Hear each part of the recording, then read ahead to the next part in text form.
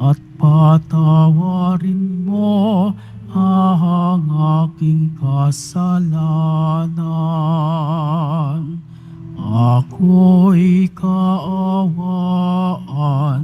o mahal kong Diyos, sangayon sa iyong kagandahang loob.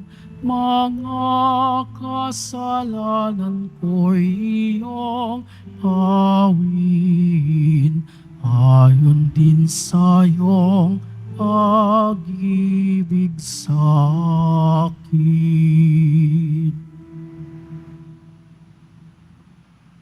Sa ngalan ng Ama at ng Anak at ng Espiritu Santo, Amen.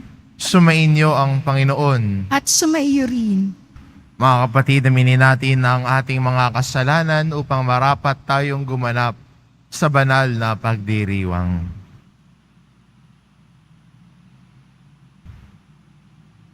Inaamin ko Sa makapangyarihang Diyos at sa inyo mga kapatid, nalubha akong nagkasala sa isip, sa salita at sa gawa, at sa aking pagkukulang. Kaya isinasamo ko sa mahal na Birheng Maria, sa lahat ng mga anghel at mga banal, at sa inyo mga kapatid, na ako'y panalangin sa Panginoong ating Diyos. kaawaan tayo ng makapangyarihang Diyos, patawarin tayo sa ating mga kasalanan, at patnubayan tayo sa buhay na walang hanggan. Amen.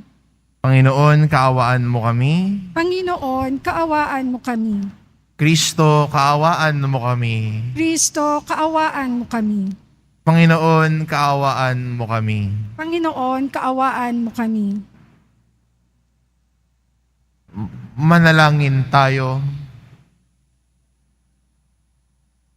Ama naming makapangyarihan, ibalik mo kami umuli sa iyong piling at upang ganap na pakinabangan namin ang 40 araw na paghahanda para sa Pasko ng pagkabuhay. Hubugin mo sa iyong aral ang aming kalooban sa pamamagitan ni Hesukristo, kasama ng Espiritu Santo, magpa sa walang hanggan. Amen. Magsipo muna lahat. Pagbasa mula sa aklat ng Levitiko. Sinabi ng Panginoon kay Moses, sabihin mo sa buong kapulungan ng Israel, magpakabanal kayo, sapagkat akong Panginoon ay banal. Huwag kayong magnanakaw, manlilinglang o magsisinungaling. Huwag din kayong manunumpas sa aking pangalan nang walang katotohanan, pagkat iyon ay paglapastangan sa ngalan ko. Ako ang Panginoon. Huwag ninyong dadayain o pagnanakawan ang inyong kapwa. Huwag ninyong ipagpapaliban ang pagbabayad sa inyong pinapagtrabaho. Huwag ninyong aapihin ang mga bingi at lalagyan ng katitisuran ang daraanan ng mga bulag. Matakot kayo sa Diyos. Ako ang Panginoon. Huwag kayong hahatol ng walang katarungan upang pagbigyan ang mahirap o suyuin ang kasiraang puri ng iyong kapwa. Ni sasaksi laban sa inyong kapwa upang ipahamak lamang siya. Ako ang Panginoon. Huwag ka magtatanim ng galit sa iyong kapwa. Sa halip, pangangaralan mo siya. Sa gayon, hindi ka magkakasala dahil sa kanya. Huwag kang maghihiganti o magtatanim ng galit sa iyong mga kasamahan. Ibigin mo ang iyong kapwa gaya ng iyong sarili. Ako ang Panginoon. Ang salita ng Diyos. Salamat sa Diyos. Espiritong bumubuhay ang salita ng may kapal. Espiritong bumubuhay ang salita ng may kapal. Ang batas ng Panginoon ay batas na walang kulang. Ito'y utos na ang dulot sa tao ay bagong buhay. Yaong kanyang mga batas ay mapagtitiwalaan, nagbibigay ng talino, sa pahat ang kaisipan. Espiritong bumubuhay, ang salita ng may kapal. Ang tungtuning ibinigay ng poon ay wastong utos. Liligaya ang sinuman kapag ito ang sinunod. Ito'y wagas at matuwid pagkat mula ito sa Diyos. Pangunawa ng isipan, yaong bungang idudulot. Espiritong bumubuhay, ang salita ng may kapal. Yaong paggalang sa poon ay marapat at mabuti. Isang banal na tungkulin na iiral na parati. Pati mga hatol niya'y matuwid na kahatulan. Kapag siya ang humatol, ang pasya ay pantay-pantay. Espiritong bumubuhay, ang salita ng may kapal. Naway itong salita ko at ang aking kaisipan. Sa iyo ay makalugod, Panginoon ko't kanlungan. O ikaw na kublihan kong ang dulot ay kaligtasan. Espiritong bumubuhay, ang salita ng may kapal. Tumayo na po ang lahat.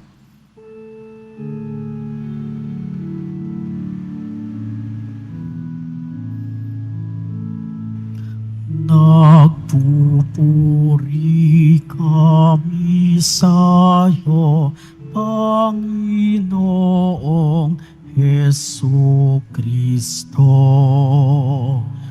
Nagpupuri kami sa'yo, Panginoong Hesu Kristo.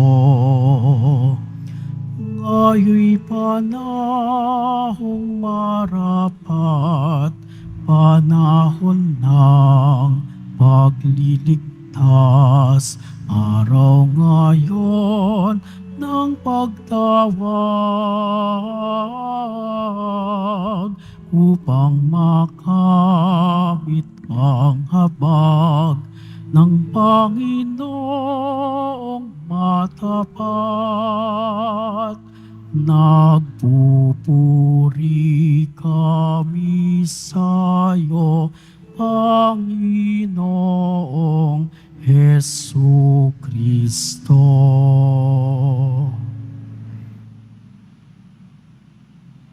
Sumainyo ang Panginoon.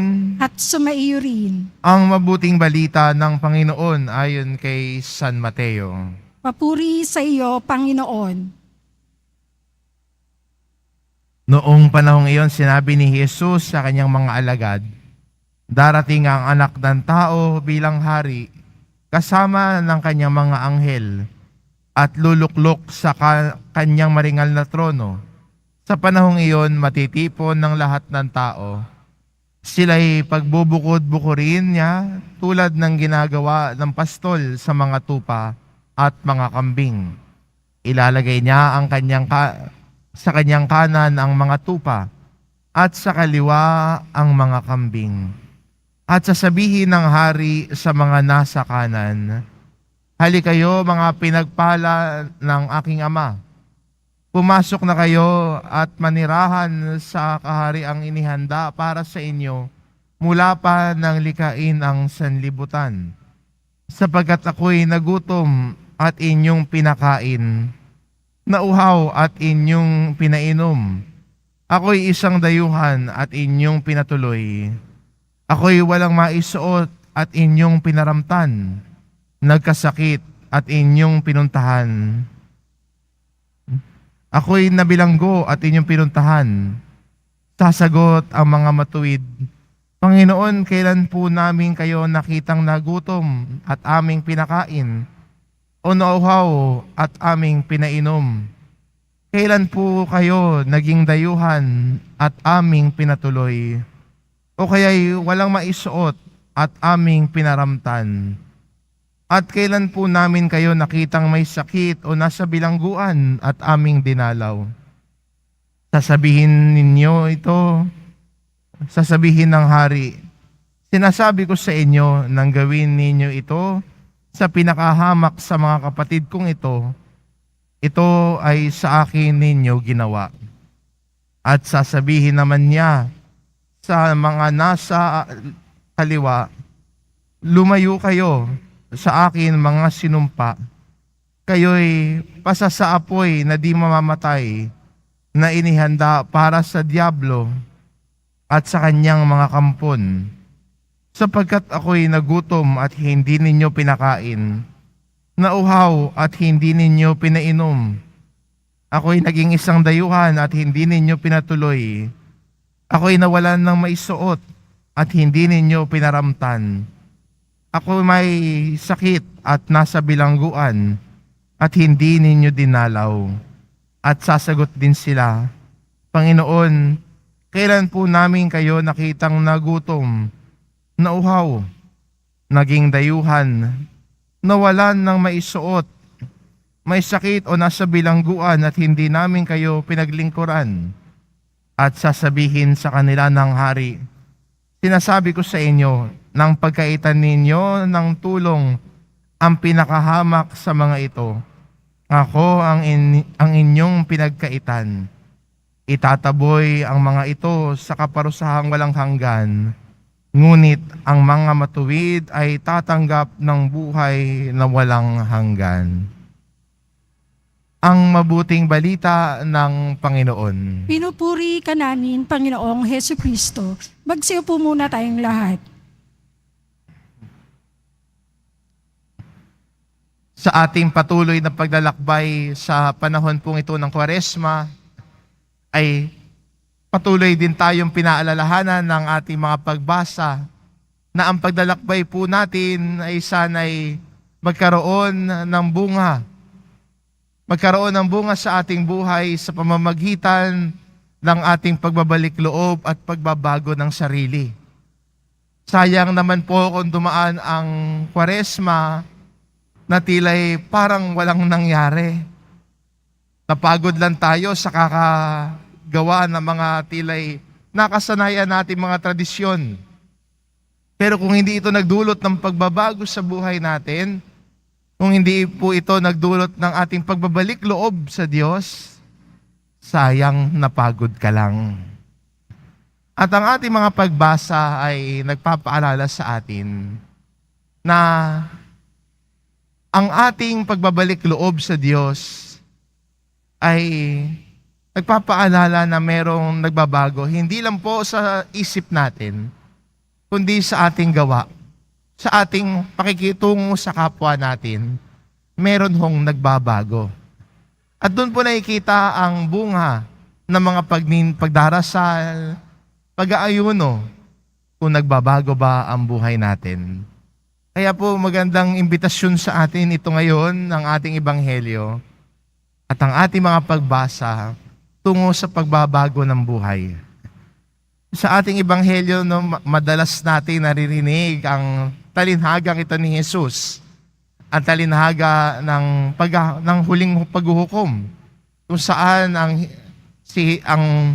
anak ng tao ay pagbubuklurin ng mga tao sa kaliwa at sa kanan. Ang mga kambing at tupa ay paghihiwalayin. Madalas nating naririnig ito. Pero magandang mapansin din natin at imbitasyon sa atin. Kung sa tingin mo medyo Panginoon, parang ako yata yung description ng hindi ko pinakain yung nagugutom. Hindi ko dinalaw yung mga may sakit. Hindi ko pinaglingkuran ang mga aba. Ito na yung pagkakataon sa panahong ito ng Kwaresma na tumawid. Tumawid sa dating walang pakialam, sa dating sarili lang ang iniisip, ngayon ay tatawid na tungo sa pagkakaroon ng pakikipagkapwa-tao. Pwedeng tumawid, pwedeng magbago, pwedeng ayusin ang buhay. Sa tingin mo, dati palaaway, dati walang pakialam, kung dati ay sariling kapakanan lamang, Pwede rin sa panahong ito ng Kwaresma na lumago tayo sa ating pananampalataya sa pamamagitan ng pagtawid patungo sa paggawa ng mabuti. Pagtawid at piliin ang magmalasakit sa kapwa. Piliin na maging mabuti sa kapwa. Ito po yung kagandahan ng pwede nating maihingi na biyaya sa paglalakbay na ito. Na tumawid tayo sa ating pagkamakasarili patungo sa pakikipagkapwa-tao. Sa pagiging makasarili, tungo sa pagmamalasakit sa ating kapwa. Let us make the transition in life. At etong panahon ng Kwaresma, ang gabay natin. Si Jesus ang kasama natin patungo sa ating pagbabago ng buhay at paglago natin sa ating buhay pananampalataya. Amen. Magsitayo na po ang lahat.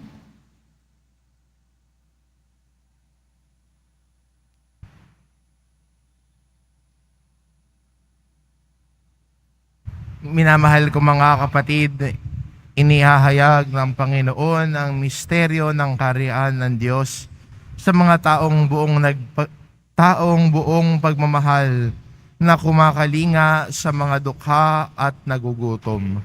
Ang ating itugon, Panginoon, dinggin mo kami. Panginoon, dinggin mo kami. Ang simbahan naway maging isang tahanan para sa mga naliligaw ng landas, ulila, may hina at bigo. Manalangin tayo. Panginoon, dinggin mo kami.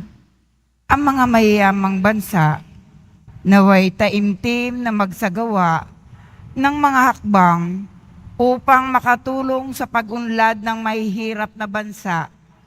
Manalangin tayo. Panginoon, dinggin mo kami.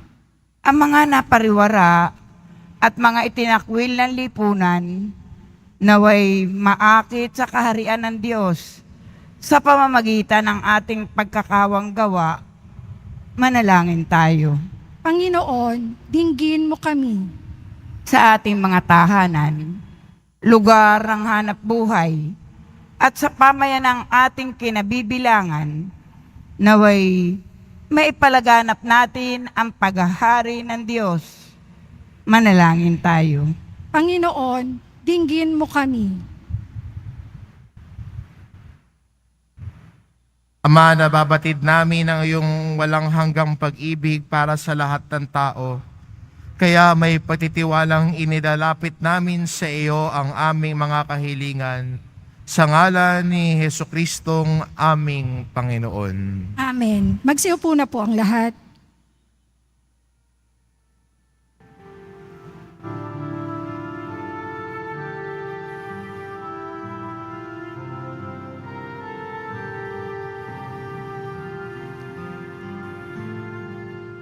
Sa'yo, Ama, aming handog ang tinapay at alak na ito, handog ng iyong bayang sumasamo, humihingi ng patawad mo. Sa pagsunod sa utos mo, nalulugod akong labis, di masukat ang galak ko, pagkat aking iniibig. Sa'yo, Ama, aming handog ang tinapay at alak na ito, handog ng iyong bayang sumasamot, humingi ng patawad mo. Magsitayo na po ang lahat.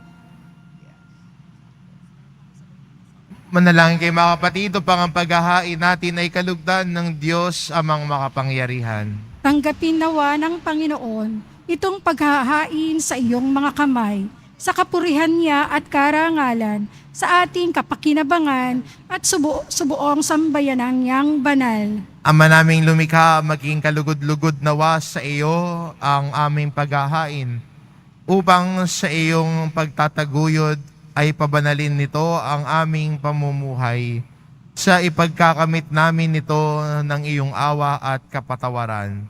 Sa pamamagitan ni Hesukristo, kasama ng Espiritu Santo, magpasawalang hanggan. Amen. Sumainyo ang Panginoon. At sumaiyo rin. Itaas sa Diyos ang inyong puso at diwa. Itinaas na namin sa Panginoon. Pasalamatan natin ang Panginoong ating Diyos. Marapat na siya'y pasalamatan. Ama naming makapangyarihan, tunay ngang marapat na ikaw ay aming pasalamatan sa pamamagitan ni Hesukristo na aming Panginoon. Binibigyan mo kami ng bagong pagkakataon upang ganapin ang paghahanda ngayon para sa pagdiriwang ng muling pagkabuhay.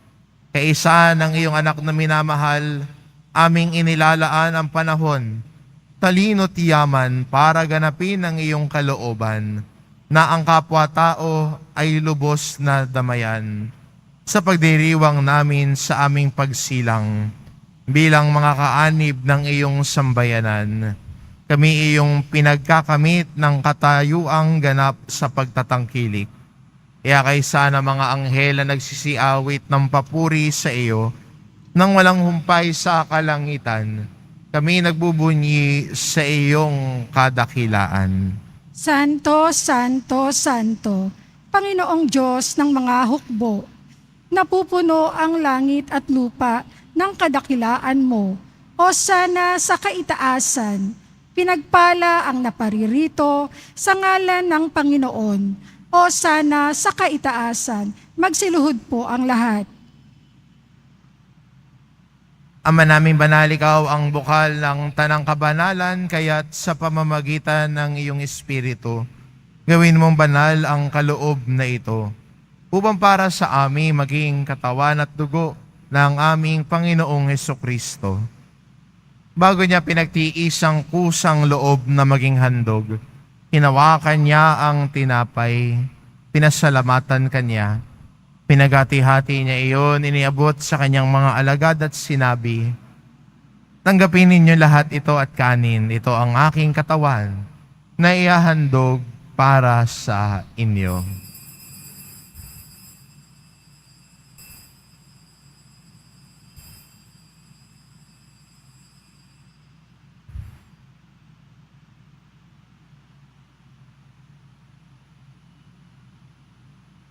Ngayon hindi naman na matapos ang hapunan, hinawakan niya ang kalis. Muli kanyang pinasalamatan. Iniabot niya ang kalis sa kanyang mga alagad at sinabi, "Tanggapin ninyo lahat ito at inumin ito ang kalis ng aking dugo, ng bago at walang hanggang tipan. Ang aking dugo na ibubuhos para sa inyo at para sa lahat, sa ikapagpapatawad ng mga kasalanan. Gawin ninyo ito sa pag-alala sa akin."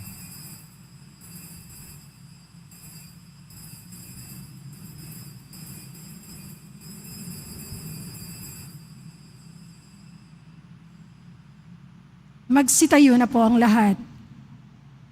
Ipagbunyi natin ang misteryo ng pananampalataya. Si Kristo'y namatay, si Kristo'y nabuhay, si Kristo'y babalik sa wakas ng panahon. Ama, ginagawa namin ngayon ang pag-alala sa pagkamatay at muling pagkabuhay ng iyong anak, kaya't inaalay namin sa iyo ang tinapay na nagbibigay buhay at ang kalis na nagkakaloob ng kaligtasan. Kami nagpapasalamat dahil kami iyong minarapat na tumayo sa harap mo para maglingkod sa iyo. Isinasamo namin kaming magsasalo-salo sa katawan at dugo ni Kristo ay mabuklod sa pagkakaisa sa pamamagitan ng Espiritu Santo. Ama, lingapin mo ang iyong simbahang laganap sa buong daigdig. Puspusin mo kami sa pag-ibig kaisa ni Francisco na aming Papa at ni Jose na aming obispo at ng Tanang Kaparian. Alalahanin mo rin ang mga kapatid naming nahimlay na may pag-asang sila'y muling mabubuhay, gayon din ang lahat ng mga pumanaw. Kaawaan mo sila at patuloyin sa iyong kaliwanagan. Kaawaan mo at pagindapatin kaming lahat na makasalo sa iyong buhay na walang wakas. Kaisa na mahal na Birheng Maria na ina ng Diyos, ng kabiyak ng puso niyang si San Jose, kaisa ng mga apostol at ng lahat ng mga banal, na namuhay dito sa daigdig ng kalugod-lugod sa iyo. Maipagdiwang nawa namin ang pagpupuri sa ikararangal mo sa pamamagitan ng iyong anak na aming Panginoong Hesu Kristo.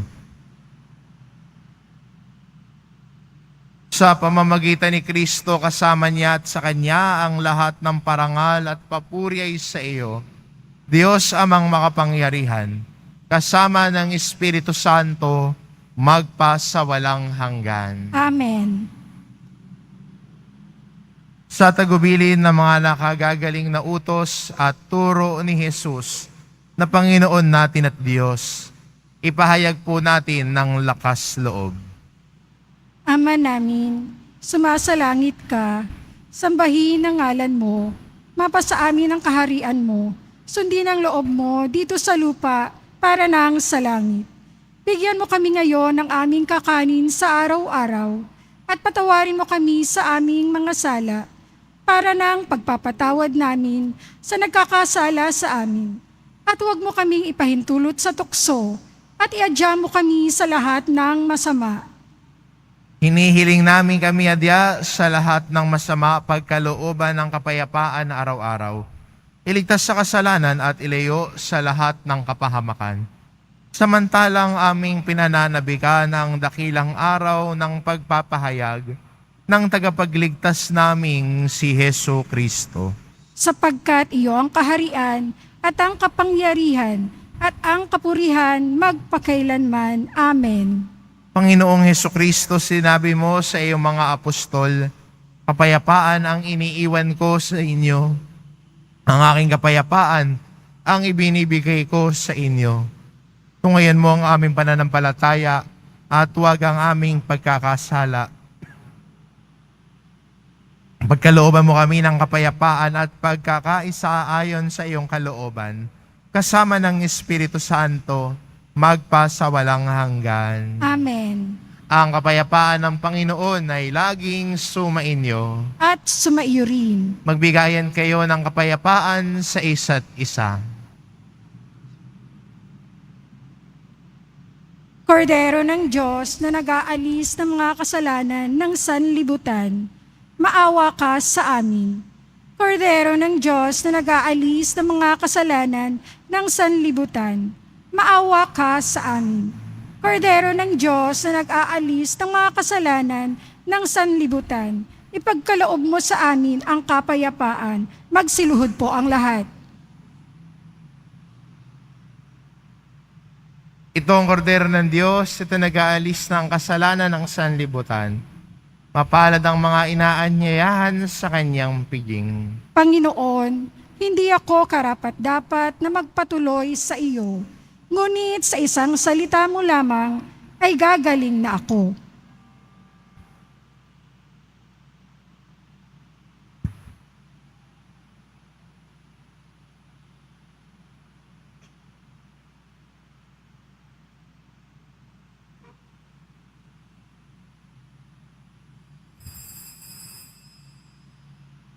Para sa lahat ng tatanggap na banal na komunyon, sasagot po tayo ng Amen.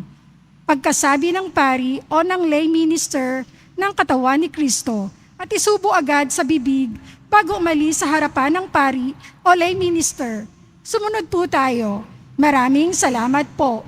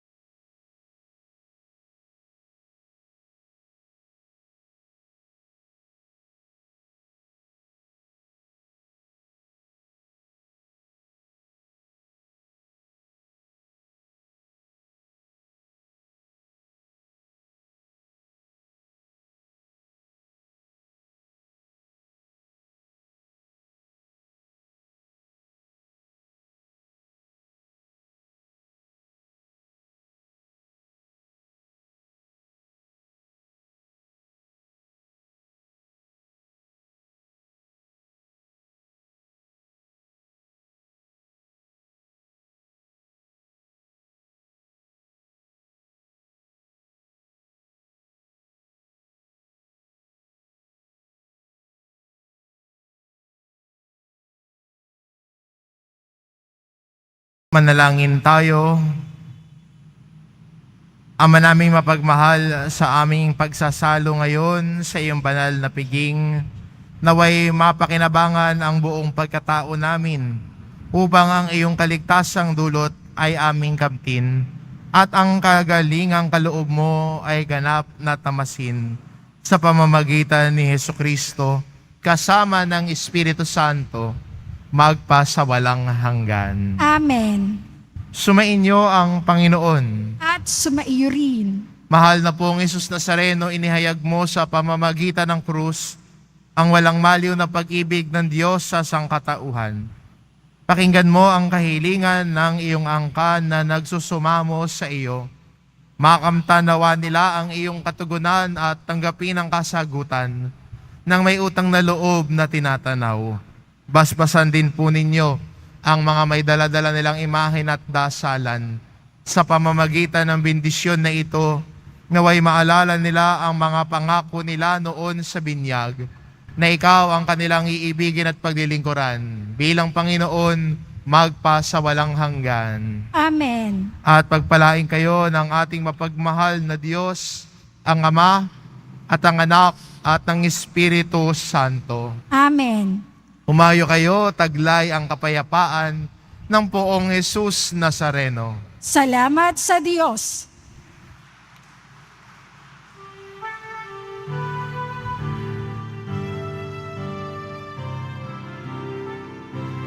Nuestro Padre Jesus Nazareno, sinasamba ka namin,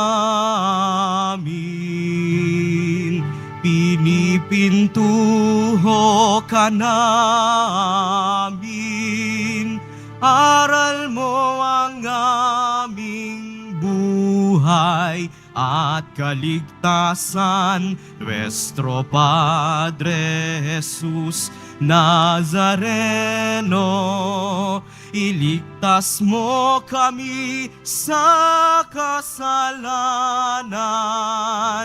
Ang krus mong kinamatayan ay sagisag ng aming kaligtasan. Nuestro Padre Jesus Nazareno, dinarangal ka namin. Nuestro Padre Jesus Nazareno, nilulwalhati ka namin. Nuestro Padre Jesus Nazareno, dinarangal ka namin. Nuestro Padre Jesus Nazareno, nilulwalhati ka namin.